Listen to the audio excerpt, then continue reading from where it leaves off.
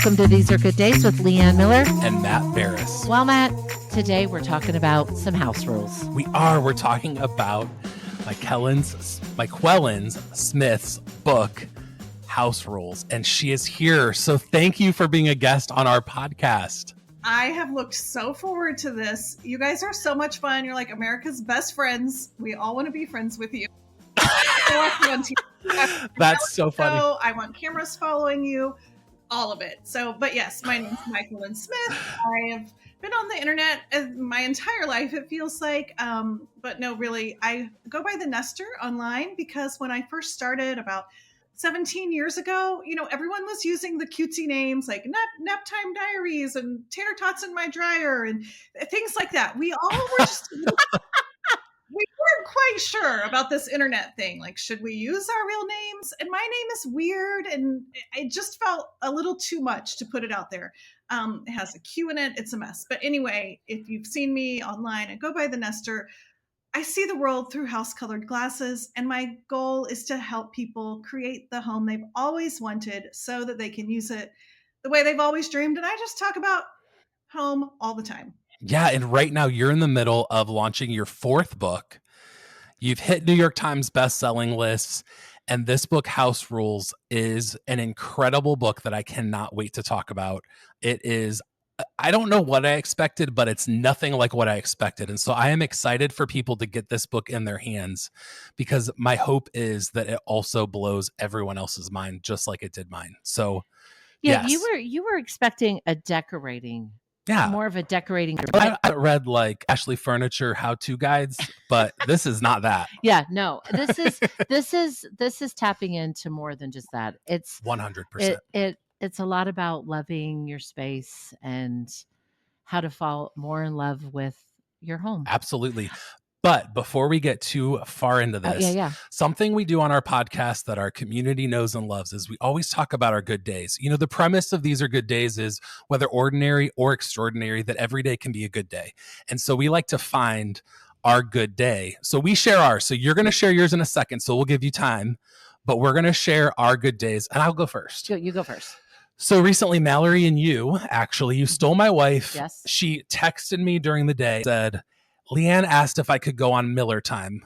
Myquillyn, when we all do things with Leanne, we call it Miller time because time goes out the window with her. I'll tell my wife, hey, I'm going to pop over to Leanne and Daryl's house. And she's like, see you tomorrow morning. Like it's just how it is. And so Mallory went on Miller time with you and you went to one of your favorite stores, Be Fearless.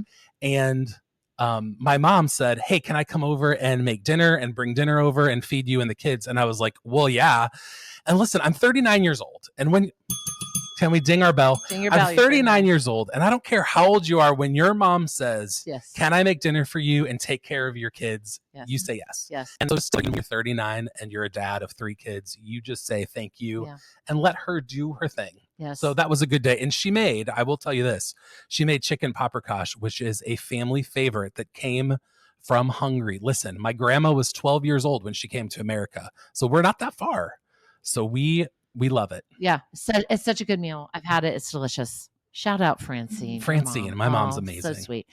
My good day. I recently went to an Amish wedding. I'm from Ohio's Amish country. My husband was raised Amish. And so often we get invited to weddings, and our friends who we hung out with when we were younger, we were in our 20s, their children are now getting married, and many of them are Amish. And today I went to an Amish wedding earlier, and I was just reminded of just the just reverence and the sanctity and the lovely ceremony and covenant of marriage. It's so sweet. And the way the Amish do it, there's nothing over the top. It's done beautifully. Everything's clean and lovely, but it's really just about the covenant that they're making, and it's beautiful. So that was my good day. And actually, when I go to those things, it's so great to see Daryl in that environment, my husband, because he's so quiet and everybody's like, dude, Daryl, hey, what's up? He's popular. He's a popular Amish man, former Amish man. And so I love that because I'm like, that's great. Yes. So, yes. Yeah, that was my good. We want to hear, what is an awesome day that you've had recently? Well, I'm going to have to just share a really high up there, awesome day. My good day was the eclipse a few weeks ago. We went to Columbus, Indiana, which is my hometown. My parents went, their dog went, one of my kids went. I mean, we just had like a hodgepodge. My sister, we had friends. We ended up staying at like the Embassy Suites or I don't know, some random hotel. Are Next, you serious? Did you just say Embassy Suites? no, we did not stay there. I did say it. Wait, what is Oh, happening? we talk about the Embassy Suites on this podcast. My family All is the time. my family is obsessed with the Embassy Suites because we have 3 kids and our kids get a living room to sleep in and we get a bedroom all at the same place. Yes. This is true. Embassy Suites. If you are listening, we would love if you sponsored us. That's all I'm going to say. All right. So tell us about your eclipse day. We didn't stay at the Embassy Suites, but that's exactly what we did when my kids were little. And one year when we did, Yes. I homeschooled them for some of the time, and I always felt like I was making them stupider. And I remember pulling in, and our oldest said, "Oh, the Embassy suits," and I was like,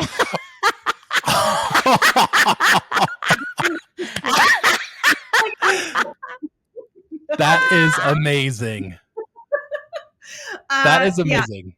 Yeah. The eclipse was, there are no words. It's sitting next to the interstate, next to not the Embassy suits, in lawn chairs on a soggy field behind Costco was a moment. It was wonderful. Where we live in Ohio was in the path of totality. I think we were in the upper 90%. And I don't know what I expected, but it blew my mind in every way. And it was just like the best 2 minutes. Yeah, you said it was kind of you thought it was underrated. I do. I thought it was underrated. Like we did not hype this up enough. Like there needs to be more.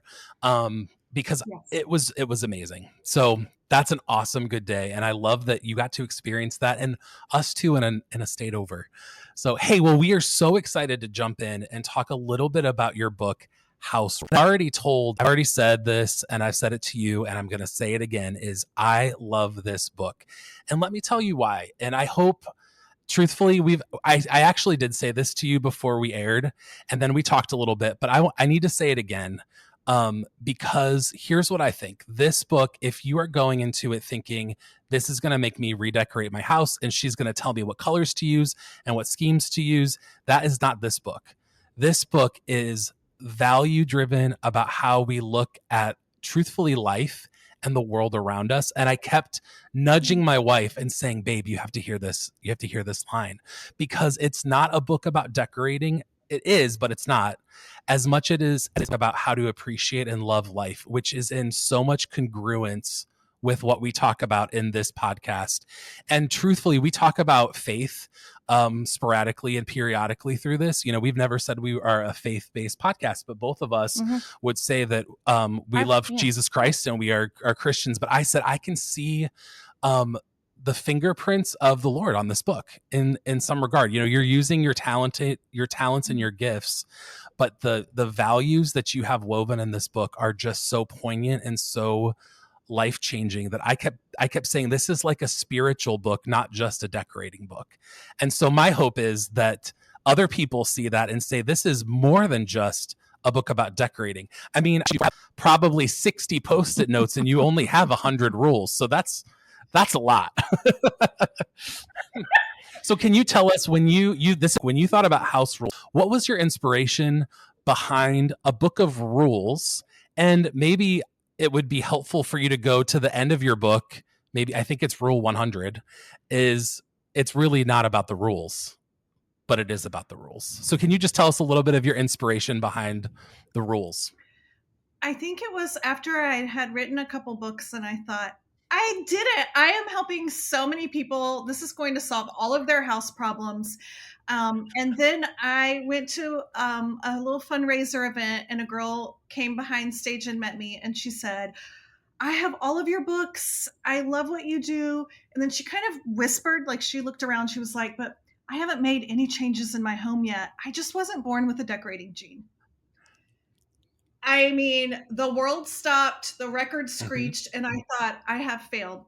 Because if I have somehow people that have watched what I do or have my books believe the lie that you're either born with it or you were not, then I am doing the world a disservice. And decorating is simply a skill that you get to enjoy learning. And I want to teach people how to do it. You get to have fun. I mean, home should be the safest place on earth to take a risk. And so that last rule, like rule 100, I think, is that there is no done. And I hope, instead of being like, there's no done, lady, you just gave me 100 tips, there's no, I hope instead it's like, oh, there's no done. We get to keep doing this because our lives grow and we change and we have different needs, and our home is there to serve us and to reflect that. And I think, oh, we're so lucky that our home is never done. And I also loved in your book, and the little package that you sent us had this beautiful card that we have displayed on our mantle now. And I apologize if I don't have it perfectly, but it says, learn the rules and then break them beautifully and perfectly, or something to that effect. Can you say it better than I can? I will try, but I don't know that I can. I think it came out of writing a book called House Rules. I love the name, but I'm not a rule girl.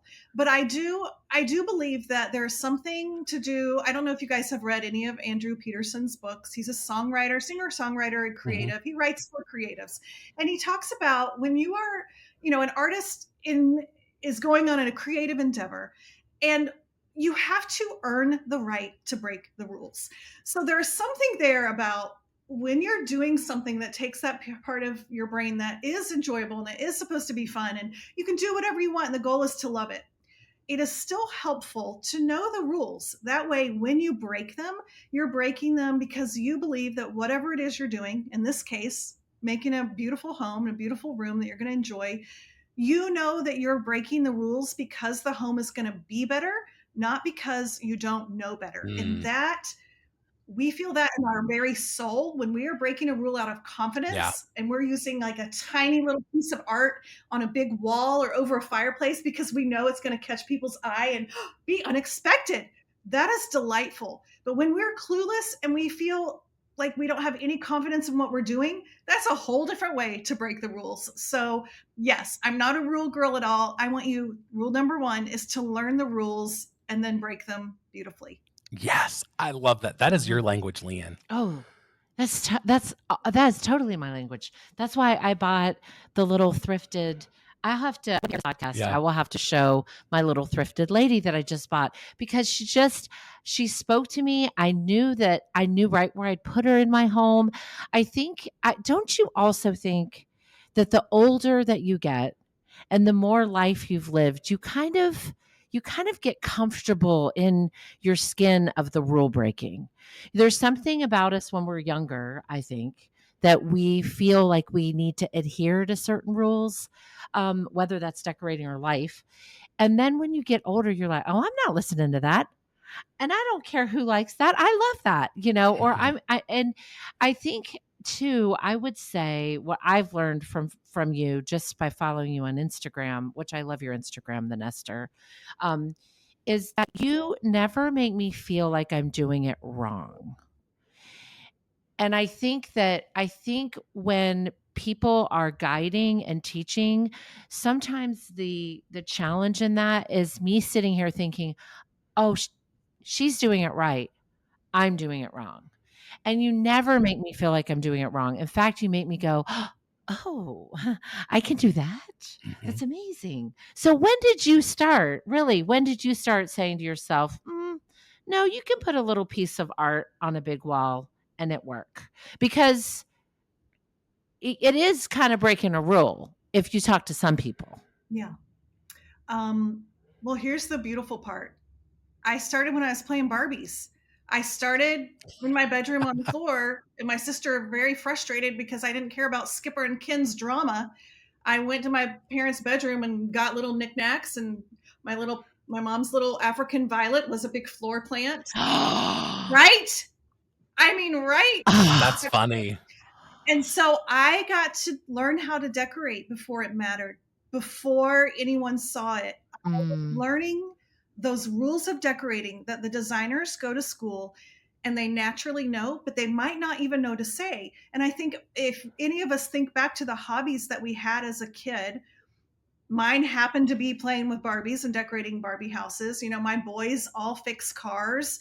So they got to learn about cars and the ins and outs before it even mattered. So even though I don't believe anyone's born with the decorating gene, I think some of us got to practice early. Yeah. And then some of us have to learn later. And it can be scarier when you learn later. And I don't want it to be scarier. There's nothing about decorating that should be scary. No, you never make me feel that. I never feel that way when I'm watching you on Instagram. I'm like, oh, look what you did with that space. I would have never tried that, but now I'm going to try this, like where I have that little rocker sitting right over there.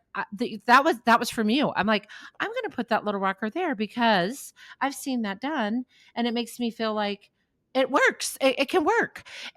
And before you share some of your favorite things, I just want to share two things in this book that literally like make my heart like sing. The first one is hospitality has nothing to do with the size of your home. Absolutely. I live in the smallest house. This could make me emotional. I live in the smallest house we've ever lived in, and it does not stop me. In fact, if anything, I think people feel cozier and closer because they have to be, because we are cozier and closer here.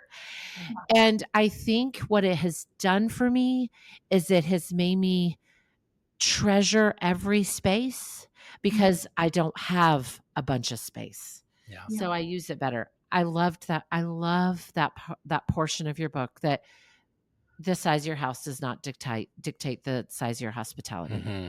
The other one is life is a special occasion. Yeah.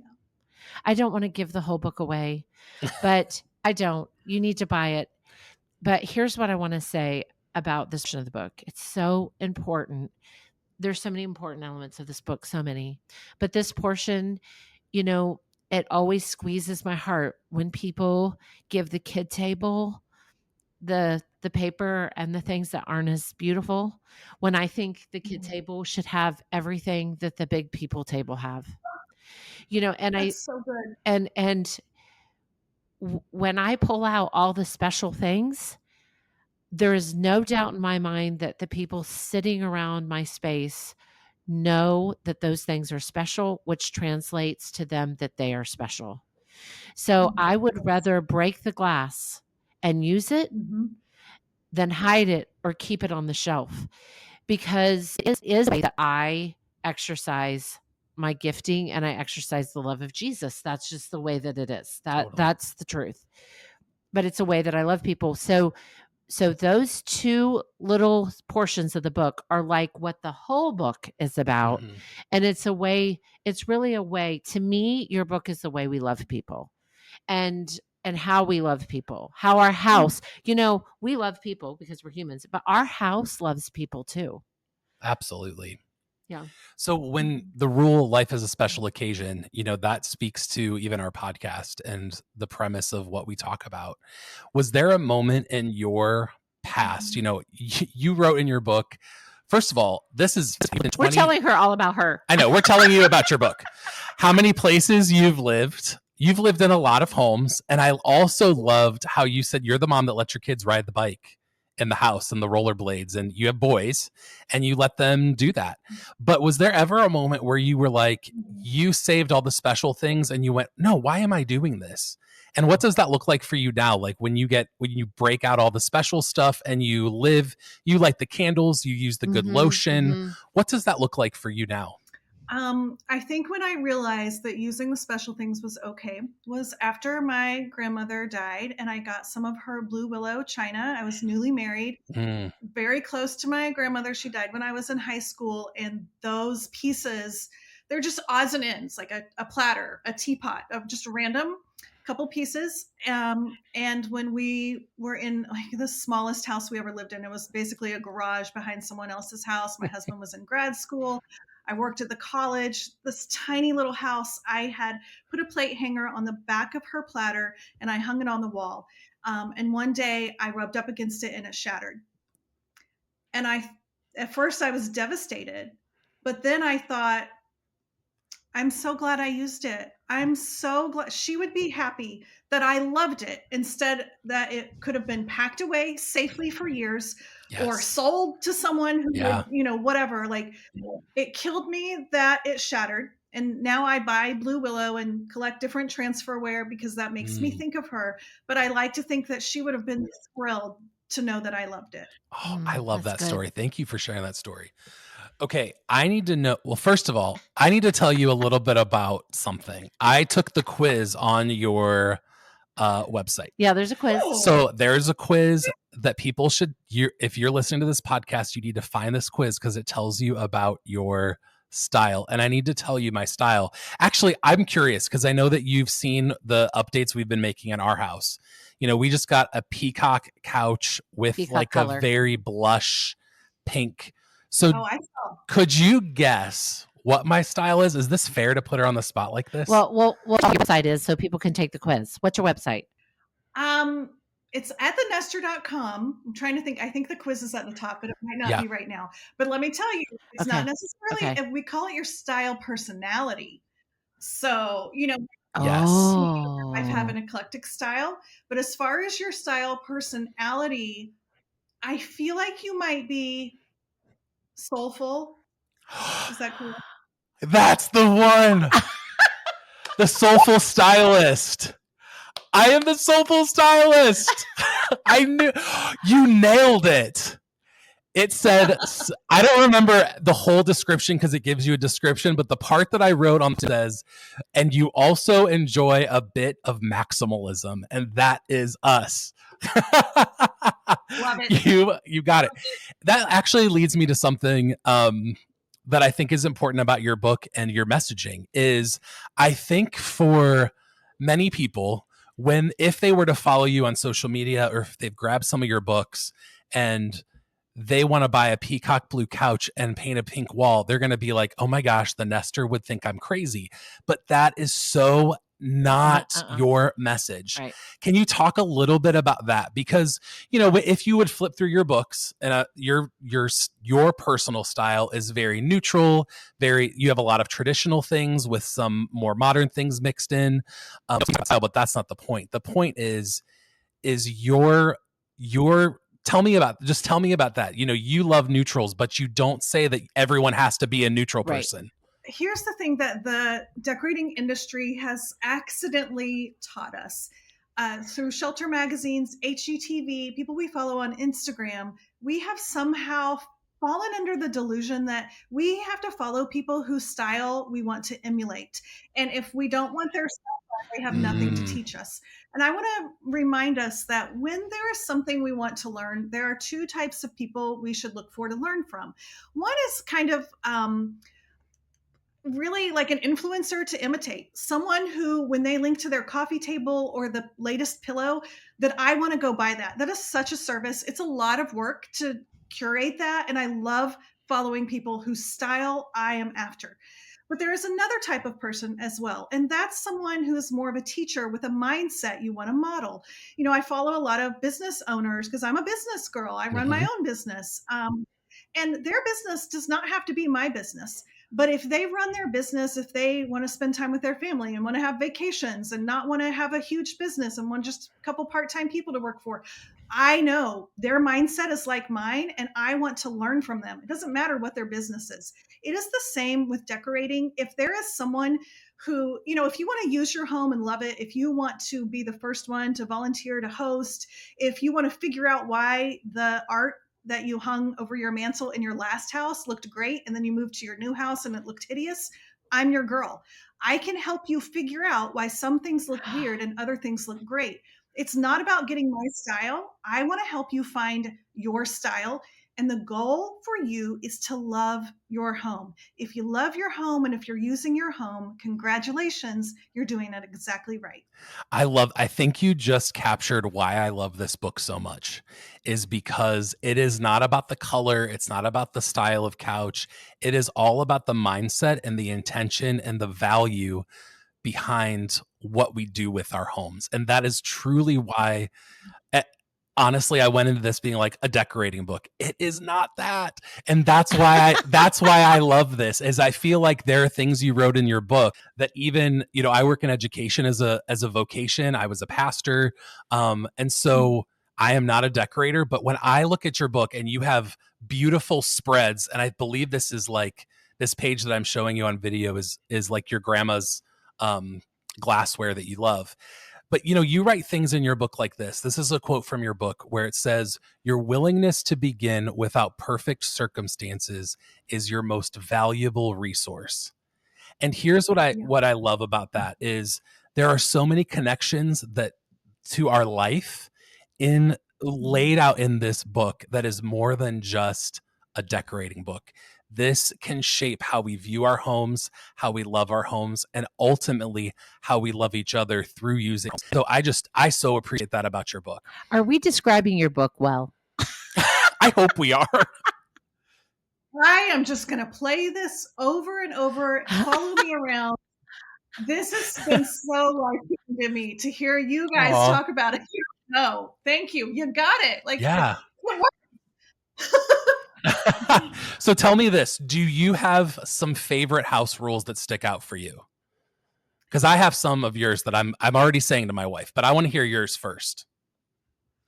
I think the very first rule that I was like, I like saying that, was contrast is queen if you want to be seen. It was like a little chant that I taught because I feel I'm a teacher. And so I teach people how to decorate. I have a private community. Sometimes I do classes, and I can remember being in second grade and I don't know, our teacher passed out something and we weren't supposed to take it home. And so she stood up on the desk and she was like, I don't take it home. Don't take it home. And she didn't. Oh, I still remember that. And I'm a 50-year-old woman. How can I help my students remember universal decorating truths?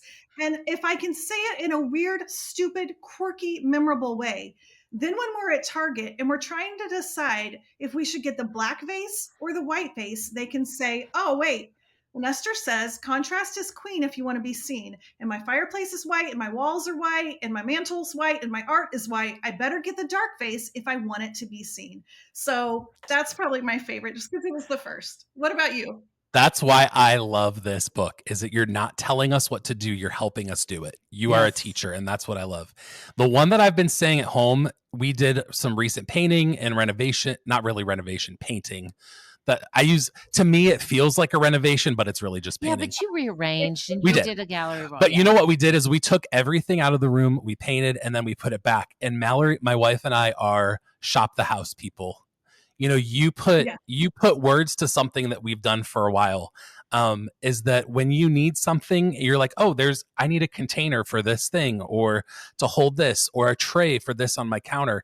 Look at what you have first. You don't need to run right to the nearest home goods store to find what you have. And I love using things in different places. I have to say another one that I love because it just speaks to me.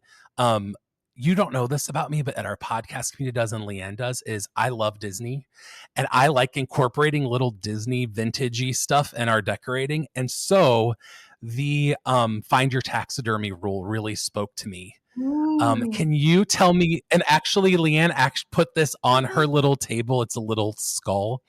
We have taxidermy in this house. You do. But can you expound a little more on find the taxidermy? Because it so spoke to my wife, and I love the weird or the unusual in finding it in the places. So can you talk a little bit about find the taxidermy? Because I love that rule.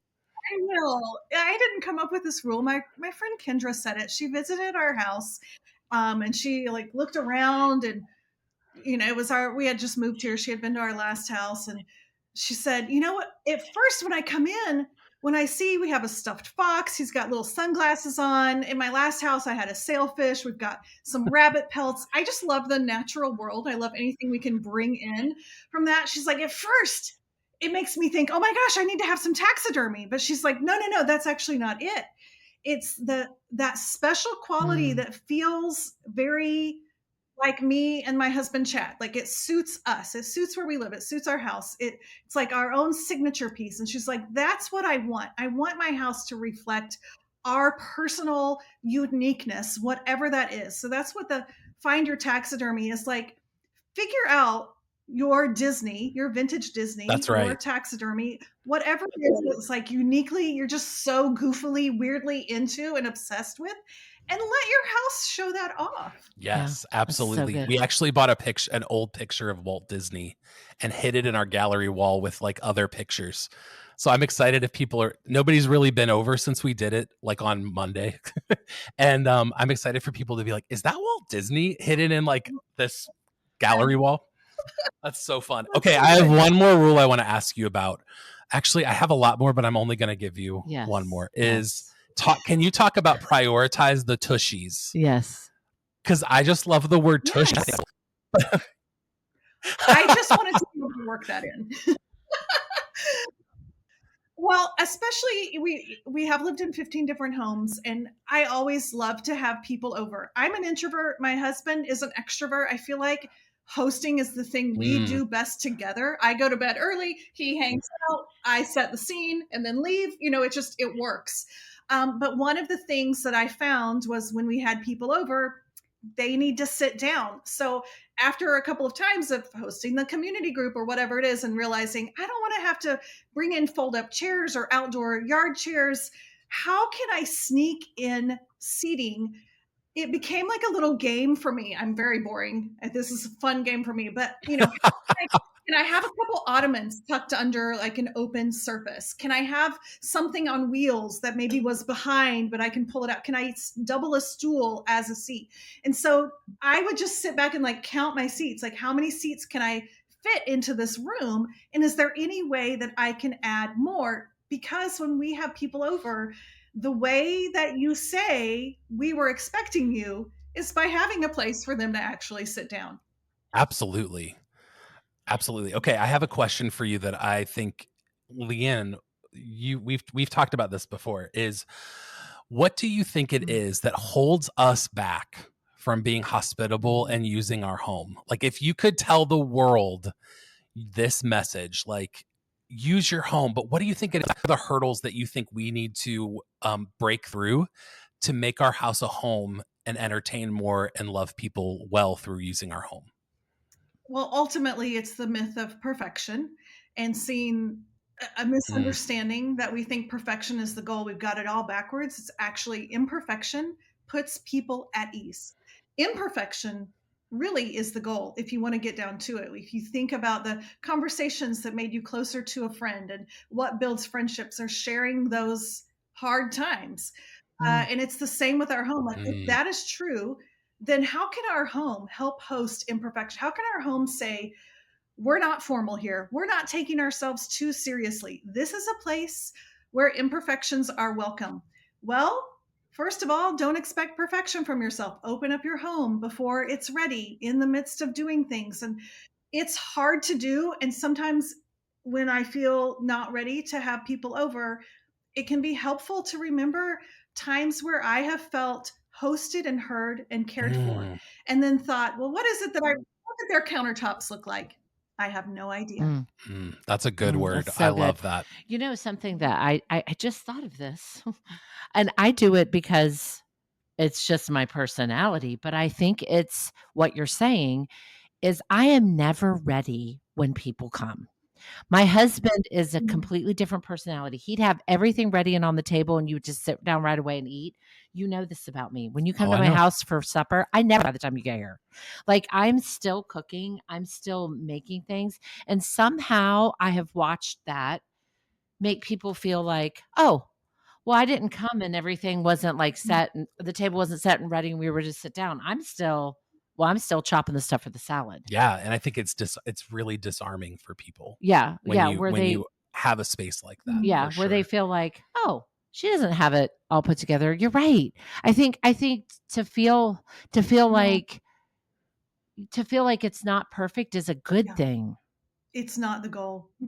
Yeah, I Absolutely. love what you say. It is disarming to be welcomed into the midst of things and not being presented a I don't want to be Mm. presented a show. I want to be welcomed in. You're doing it perfectly. I love it. Yeah. That's awesome. Yeah, I wanna walk into a house where they say, "Hey, could you take this garbage out for me? It's getting ready to overflow, and I'm still not ready for supper." I love that. Great. Yeah. What? What? What? Do you have a question? No. Okay. Oh. Okay, did you get I do have a question for you. Did you get a box from us in the mail? Oh. I got a box of like groceries that were high end and wonderful. Like, I'm going to make the most decadent peanut butter and jam sandwich the world has ever seen.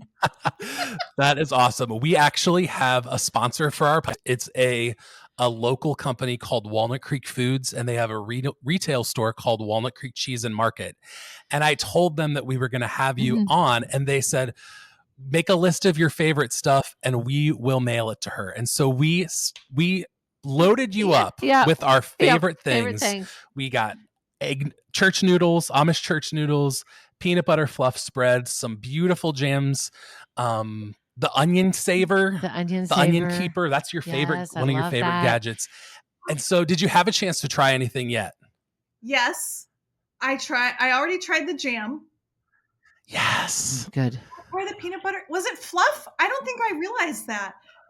It's like a fluffy peanut butter marshmallow. Yeah, it has marshmallow in it. I'm having that for dinner. I'm going to go right in there. That was the most fun to get. Thank you so much. And thank you to the market. Oh my gosh. Yes. Okay, let me just tell you a little something about that peanut butter spread. If you have Ritz crackers in your house, do you have Ritz crackers in your house right now? Okay. No. Okay. Buy some Ritz crackers and you put a little swirl of that peanut butter spread on top of a Ritz cracker. It's so good. And then also toast your bread, put a little butter, put some of that peanut butter spread on. Yes, it's making my mouth water right now. Okay. She says, yes, ma'am. Listen, Leanne is an authority in the food department. Exactly as she says. Like, I will obey. Those onion savers are actually, if you don't have one, do you have one? I've never used one. No, I'm like a savage just throwing a random onion in a Yeah, so the onion saver will keep your onion from collecting moisture that can make your onion a little bit wet and slimy in like plastic wrap or a baggie, but it will also protect your onion, protect the rest of your refrigerator from smelling like an onion. It really just, it extends the life of your onion. Okay. So we put that in the box because we just felt like you needed one if you didn't have one. Absolutely. My family thanks you. And I do as well. Listen, your boys are going to love it. Your husband, Chad, is going to love it. And listen, our secret hope is that it makes you guys say, we really need to get up to Amish country and let Matt and Leanne take us around. That's our end goal. Okay. Listen, I am so honored that you would be here and talk with us about home because it really is one of my favorite topics. And I love my home. So to be able to talk about home and how to do it well and according to our own personalities, it's just been a treasure. I hope we can do it again. I agree. I would love that. You guys are so dear to me and so enjoyable to get to follow. Thank you for sharing your lives with the rest of us. It's just in your friendship too, like all of it. It's just so good. It's my favorite. Oh, well, thank you so much. We're so thankful that you popped in on our. Can't wait to see what happens with this new book, House Rules. And actually, the day that we're recording this, something great just happened on Amazon. I saw this before we started. Is Amazon changed the price because it's selling and it's already doing great. And so, congratulations to your early success on this book. We are cheering you on from Ohio. And again, I can't say it enough. I am just so impressed with what I can see the values of your heart and the way that you love and treat people through the rules that you wrote out. And so thank you for your intention and the way that you're teaching us all instead of telling us. Because I think that's an important distinction. Yes. You are a teacher and not a teller. And that just speaks to us. So thank you so much for your book. Because we believe it's gonna change people, and that's our hope. So thank you. Thank you. Hey, well, this is how we end our podcast every time. Whether ordinary or extraordinary, we hope you see that these are good days.